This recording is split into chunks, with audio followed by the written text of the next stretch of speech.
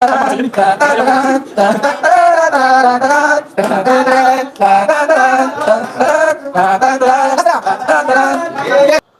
po ang total cash na.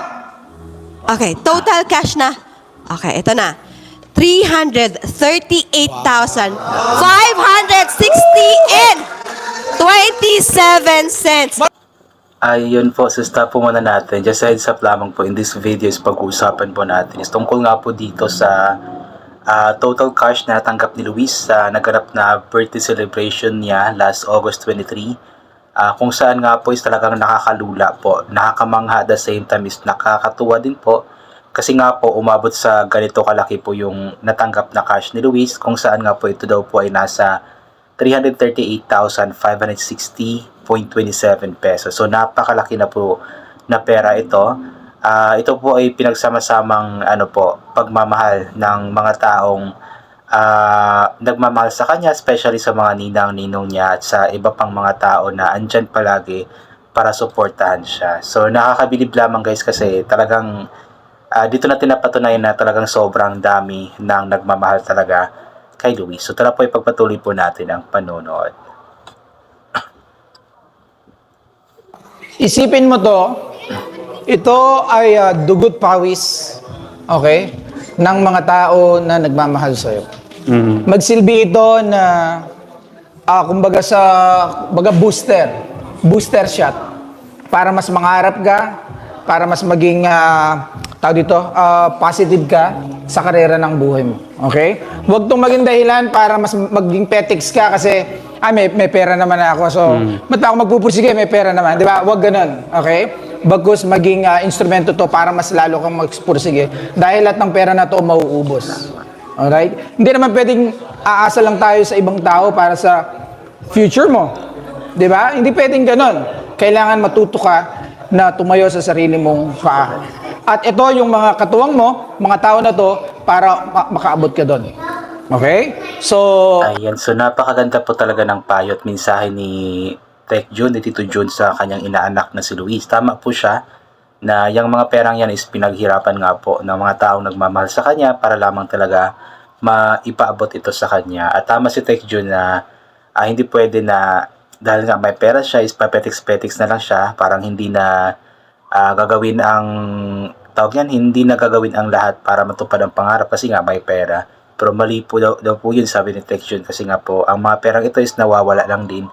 At yung kung makapagtapos siya ng pag-aaral, hindi kailanman ito mawawala sa kanya kasi yung pag-aaral, yung makapagtapos ng pag-aaral, magkaroon ng pangalan or title dahil nga nakapag-aral ng maayos ay hindi kailanman yun mawawala. Hindi tulad sa pera na isang iglap lang nawawala ito. Tama po yung ni Tech Jun na huwag iasa ang kanyang sarili, ang kanyang buhay sa ibang mga tao, kundi kailangan niyang matutong tumayo sa kanyang sariling mga pa. So ito po, panoorin po natin, ibibigay na po yung mga pera sa kanya.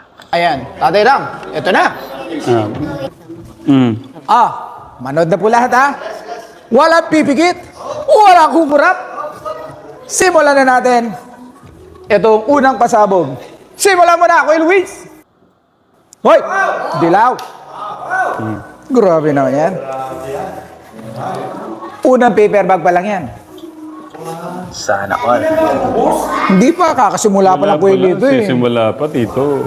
Siguro tawagin ko si Ate Julie para tulungan. Ate Julie. Ate Julie dito. Ate Julie dito. Oo. Mahirapan yung kapatid mo. Mangangawit to. Oo. Si Ate Julie, bigay mo kay Ate Julie yung kuya para supportahan ka. Si Ate Julie kanina, ang ganda ng ngiti eh. Ay, ha? Si Kuya Unang Bobby, paper bag pa lang yan. Tuwan-tuwa si Kuya Bobby. Si Kuya Bobby, kilig na kilig eh. Tulungan mo, Kuya Bobby! Grabe naman yan. Ha? Haba naman yan. Nanago nila. Bulit. Tumuloy. Ganun pala yung kasi Ang haba, no? Kailangan ko pagkakit. Kaya sa mga kayo. Tuloy. There we go.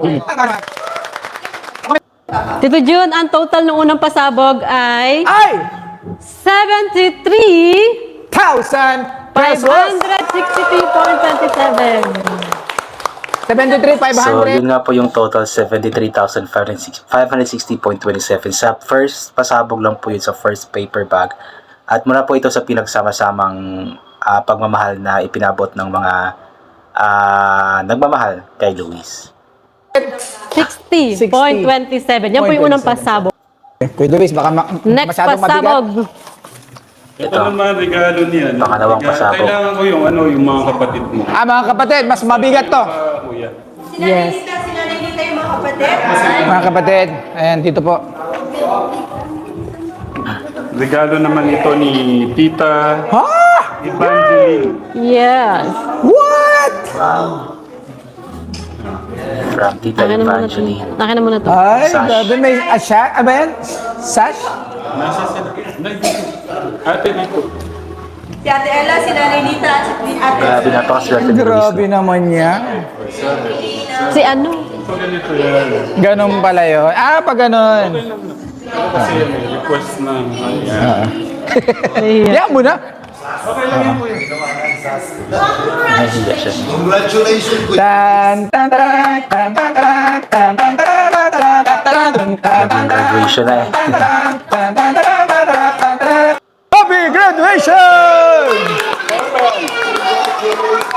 Naging graduation Ang na. total po niyan, ate, hindi pa tapos. Hindi pa Relax, tapos. relax. Huwag ka Ang naman total po niyan is 60,000 pesos. Wow! Tita Evangeline. Thank you, Tita Sina Evangeline, thank you so much. Ito. So meron pa? Meron pa. Meron pa Kuya Luis? Mahal, may message. Tatay, pwede na daw ba ibaba? Wait lang para matuwa naman. Sama-sama na. Ayaw mo na, ayaw mo na. Yan yung yan yung masarap na mga awit. Yan na. Ano na naman yan, Tatay Ram?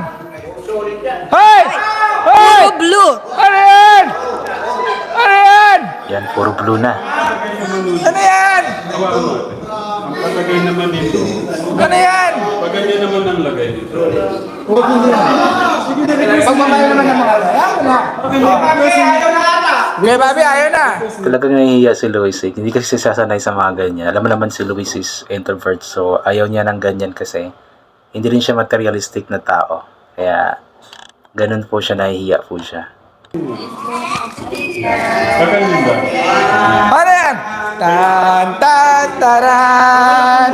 Tan, tan, taran.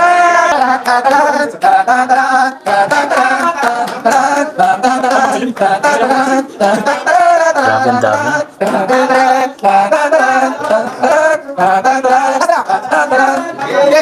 Yay! Ang, Ano? ang total po niyan, 165,000 pesos. Wow! Mahal po ni Ninang Precious. Thank you. Ulitin ko lang po ulit. Grabe ang laki, Yung mga 165K. nagpapabot ng pagmamahal sa unang bag ay 73,560.27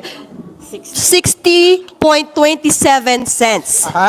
Plus Plus. 40,000 from Tito Bong. Plus. Plus 60,000 from Tita Evangeline. Plus. Plus 165,000 from Ninang Precious. Equals. At ang total po, ito po yung total cash. Hindi po kasama, hindi po sinasama kasi dito yung pagkain, yung paghahanda, cash lang. Okay? Ito po ang total cash Magkano? na. Okay, total cash na. Okay, ito na. 338,560 and 27 cents. Matutuloy Sama. na. Matutuloy na ba? Yes, ito na. Ulitin ko Matutuloy na. 338,560 and 27 cents. Matutuloy na ata talaga. Ayun po. So, siguro sa tingin ko yung sinasabi ni Tech Jun na matutuloy na is yun po yung pabahay para sa pamilya ni Luis kasi alam naman natin na problemado talaga sila pagdating sa finance, sa pagbili ng lupa, sa pagpapatayo ng bahay. So, kung sakali man ay matutuloy na talaga kasi malaki-laki na rin po yung 338K para sa lupa tsaka sa sa pabahay. Then may pera pa din naman na nakaipon si Tekram para sa project na iyon nga po. So nakakatuwa lamang po kasi napakalaki o napakarami talaga nagmamahal kay Luis. At imagine guys, yun po yung cash na natanggap niya, 338k plus. So hindi pa sinali doon yung mga nagastos nga po doon sa pagkain, especially doon sa lechon na 6 na lechon, napakarami po. So yun, thank you so much po sa mga taong nagmamahal, especially nga po sa kay Ninang Precious, kay Tita Evangeline, kay Tito Bong at sa iba pa. At higit sa lahat po sa sa Manalastas family, kay Tatay Tekram at sa ating Panginoon. Kasi hindi mangyayari ang lahat ng ito kung hindi dahil sa Kanya. So, God bless po sa ating lahat at bye for now po.